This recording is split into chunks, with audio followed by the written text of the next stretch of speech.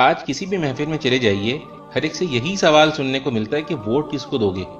کوئی کہتا ہے کہ میں اس کو دوں گا جو وقت پڑنے پر میرا کوئی جائز ناجائز کام تو کروا سکے، گویا ووٹ نہ ہوا رشوت ہو گئی کہ ادھر ووٹ دو اور ادھر کام نکلواؤ۔ کوئی کہتا ہے کہ میں تو اپنی برادری کو دوں گا، گویا ساری دنیا کی قابلیت تو ان کی ہی برادری پر ختم ہے۔ کوئی کہتا ہے کہ میں تو اس کو دوں گا جو جیت رہا ہو، گویا ووٹ نہ ہوا سٹا ہو گیا۔ کوئی کہتا ہے کہ سسٹم ہی ٹھیک نہیں، میں تو ووٹ ڈالوں گا ہی نہیں، گویا آپ کے ووٹ نہ ڈالنے سے تو سب ٹھیک ہو جائے گا نا۔ تو بھائیوں، کیا آپ نے اللہ کا حکم نہیں سنا کہ امانتیں اہل امانت کے سپرد کر دو؟ ووٹ ایسے ایماندار آدمی کو دینا چاہیے جس کے حوالے آپ اپنے گھر کی چابیاں بھی کر سکیں۔ اگر آپ اپنے گھر کی چابیاں اس کو نہیں دے سکتے تو اتنے بڑے ملک کے خزانے کیسے آپ اس کے حوالے کر سکتے ہیں؟ ووٹ ایک گواہی بھی ہے۔ اللہ نے فرمایا ہے کہ انصاف کی گواہی دینے والے بنو۔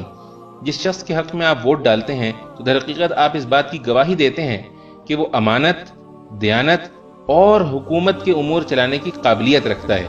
اور ووٹ نہ ڈالنے والے وہ بھی اللہ کے اس فرمان کو یاد رکھیں کہ اس شخص سے بڑا ظالم اور کون ہوگا جس کے ذمے اللہ کی طرف سے گواہی ہو اور وہ اسے چھپائے۔ پھر سنیں میرے بھائی، ووٹ ایک سفارش بھی ہے۔